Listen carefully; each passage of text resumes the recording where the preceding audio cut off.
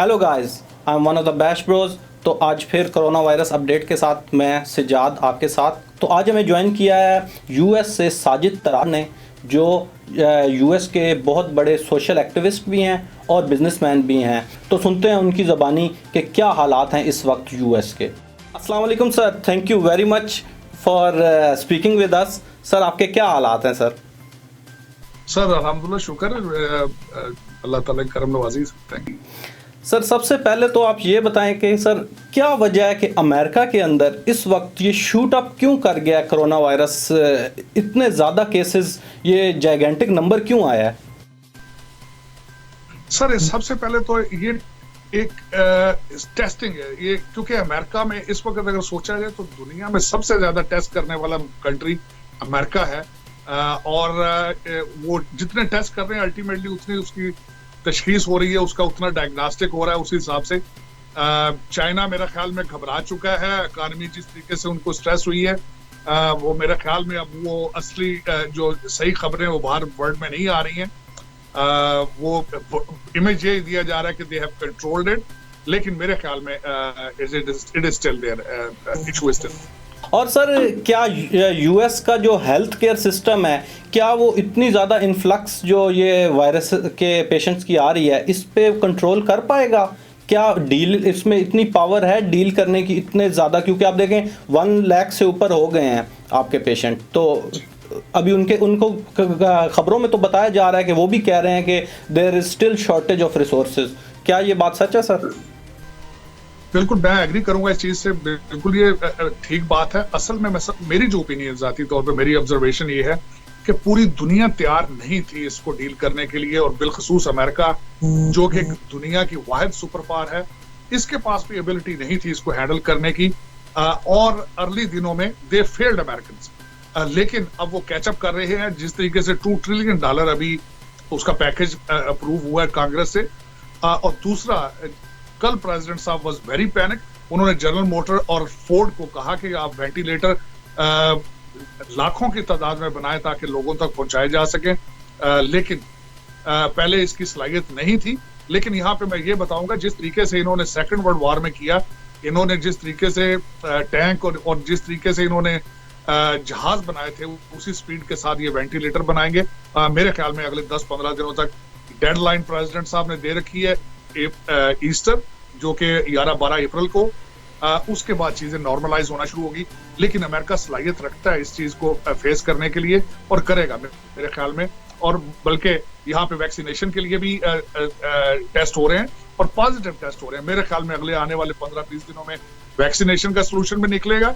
और अपने internal issues, इस वक्त जो 1.25 लाख से ज्यादा, 1.25 लाख के लगभग लोग यहाँ पे डायग्नोज हो चुके हैं, उनमें आधे से ज्यादा न्यूयॉर्क में है, क्योंकि पॉपुलेशन कंजस्टेड है। वहां पे बिल्डिंग्स हैं जहाँ पे हर एक बिल्डिंग में 5-5, 10-10 हजार बंदा रहता है। और दूसरा, यहाँ पे ये भी बताना चाहूंगा, ज्यादा हमारे पाकिस्तानियों को इन चीज का इसका अंदाजा नहीं है। New York is one of the century city. वहां पे जो गवर्नर और जो मेयर है वो फार लेफ्ट से हैं, डेमोक्रेट पार्टी से। सेंचुरी सिटी का मतलब ये होता है कि वहां पे इलीगल लोगों को पनाह दी जाती है, उनको बेनिफिट दिए जाते हैं जिस तरीके से अमेरिकन सिटीजन हो। तो उनकी प्रायोरिटीज और डिफरेंट है।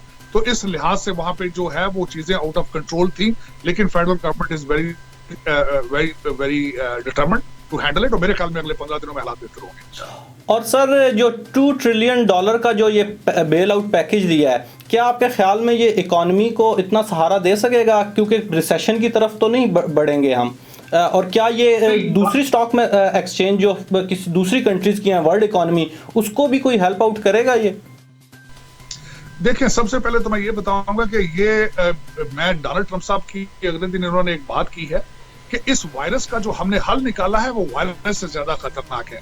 वो ये है कि लॉकडाउन कर देना, इकोनॉमिक एक्टिविटीज को रोक देना, ये वायरस से ज्यादा खतरनाक है। ये एक फ्लू टाइप सिम्टम था। फ्लू टाइप आता है चीजें। हर साल अमेरिका में 30 से 40 हजार लोग फ्लू से मरते हैं। तो वो ये फ्लू से ज्यादा मेरे ख्याल में नहीं है। लेकिन एक अफरा तफरी, जिस तरह खान साहब कहते हैं कि अफरा तफरी नहीं होनी चाहिए, मैं उनसे एग्री करता हूँ। सोशल डिस्टेंसिंग यहाँ पे एक बन चुका है अमेरिका में इस वक्त कि लोग एक दूसरे से 6 फीट का फासला मेंटेन करते हैं, 15-15, 20-20 मिनट के बाद हाथ धोते हैं अपने, और इन चीजों के साथ इसको कंट्रोल करने की कोशिश की जा रही है। लेकिन बिल्कुल इसमें अपने आप को लॉकडाउन कर लेना, बंद कर लेना, वो कॉन्सिक्वेंसेज इससे ज्यादा खतरनाक है मेरे ख्याल में इस वक्त पाकिस्तान में।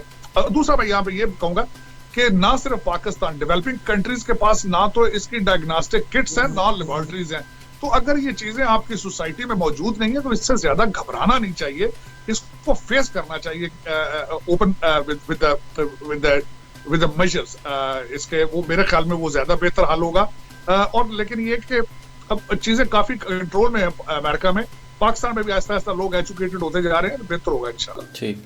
और सर एक जो हर तरफ ये न्यूज़ चली आ रही है कि अनएम्प्लॉयमेंट क्लेम राइज कर रहा है यूएस में, तो इसको क्या कहते हैं, ये $2 ट्रिलियन जो सा है काम कर सकेगा ये इस सिचुएशन को कि हर तरफ एक किस्म का पैनिक आया हुआ है?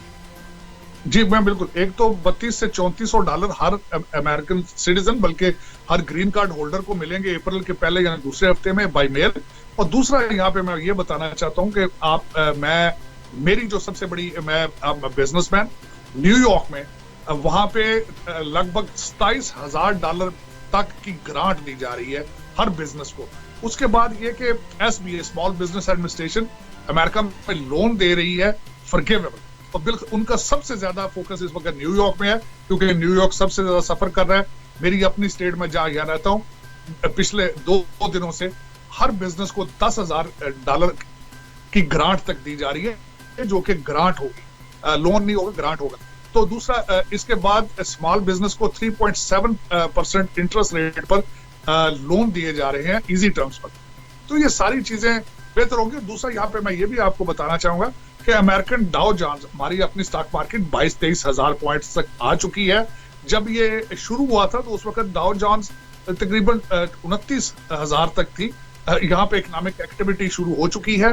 मंडे को कुछ और डिसीजन लेंगे प्रेसिडेंट साहब इसी सोशल डिस्टेंसिंग और इश्यूज के बारे में, और जिन इलाकों में ये ज्यादा ये वायरस है उन चीजों को, उस एरियाज को कंट्रोल करने की कोशिश की जाएगी। दूसरे अमेरिका में एक्टिविटीज शुरू होंगी अगले हफ्ते से। मुझे लग रहा है कि रेस्टोरेंट और कुछ ऐसे जो बिजनेसेस है उनको खोलने की इजाजत दी जाएगी। और सर एक क्वेश्चन है कि जो डोनाल्ड ट्रंप इसको चाइनीज वायरस का नाम दे रहे हैं, आप इसको कैसे देखते हैं इस स्टेटमेंट को? देखिए, उसमें प्रेसिडेंट, एक तो मैं सबसे पहले ये बताना, president is a non traditional president, is not a politician. वो जो उनके ज़हन में या उनके आता है वो फौरन उसको कह देते हैं। और मेरे ख्याल में इसमें कोई मजायका नहीं है क्योंकि चाइना से वायरस आया तो चाइना से शुरू है, इसको चाइनीज वायरस कहना, इसमें कोई मजायका नहीं है। एक चीज का ओरिजिन वहां से है। लेकिन यहाँ पे मैं यहाँ बताऊंगा कि यहाँ पे भी बिल्कुल पाकिस्तान की तरह इस वक्त जो पाकिस्तान में इमरान खान साहब जो कुछ भी कहते हैं मीडिया उसको ट्विस्ट करता है। इसी तरीके से 2016-17 से जब से प्रेसिडेंट आए हैं वो जो भी बात करते हैं, CNN या कुछ चैनल जो they are owned by the big corporation, उनको ट्विस्ट करते हैं। उन्होंने इसको पॉलिटिकल रंग देने की कोशिश की है, वरना अदरवाइज इसका ओरिजिन वाज चाइना। और इफ यू कहें कि चाइना से वायरस आया या चाइनीज वायरस आया, इसमें दो फिक्रों में कुछ ज्यादा डिफरेंस नहीं है मेरे ख्याल में। It's not a resist statement. अच्छा सर, फाइनली आप जो पाकिस्तानी लोग इधर देख रहे हैं उनको कोई मैसेज देना चाहते हैं कि क्या किस तरीके से इसको सीरियस लिया जाए और क्या प्रिकॉशंस रखी जाएं इस वायरस से? सबसे पहली मेरी हम्बल रिक्वेस्ट मेरे पाकिस्तानी भाइयों को कि आप हाथ ना मिलाएं लेकिन दिल मिलाएं एक दूसरे के साथ। ये एक टाइम आ चुका है कि अपनी गलियों में, अपने मोहल्लों में देखें कि आपके बुजुर्ग जो है उनके हालात क्या हैं। एक मजदूर जिसकी दिहाड़ी नहीं लग रही वो शाम को खाना किस तरह खाएगा, उनके लिए निकलें। मैं आज अफसोस के साथ ये कह रहा हूँ कि पाकिस्तान में अरबपति लोग हैं जिन्होंने अभी रिसेंटली कईयों ने डाके मारे हैं आटे और चीनी की वजह से, चीनी के साथ, लेकिन उन्होंने अपनी बैंकों के अकाउंट लोगों के लिए नहीं खोले। मेरी ये हम्बल रिक्वेस्ट होगी पाकिस्तानी भाइयों के साथ कि प्लीज अपने दिलों के दरवाजे खोलें। जो इकोनॉमिक एक्टिविटी आपकी रुकी है, आप देखें एक दुकानदार जिसकी दुकान हफ्ते 10 दिन से बंद है, उसने सर्वाइव किस तरह करना है। आपके पड़ोस में अगर कोई मजदूर है तो उसने किस तरह सर्वाइव करना है। प्लीज आप घर से निकलें, ये इस वक्त सवाब कमाने की का टाइम है और प्लीज निकलें और आप ये करें। मेरे पाकिस्तान के लिए दुआएं, मेरे अपने पाकिस्तानी भाइयों के लिए दुआएं। अल्लाह ताला आपको अपने हिफ्ज़-ओ-अमान में। Sir thank you very much sir. Okay sir, अल्लाह हाफिज जी।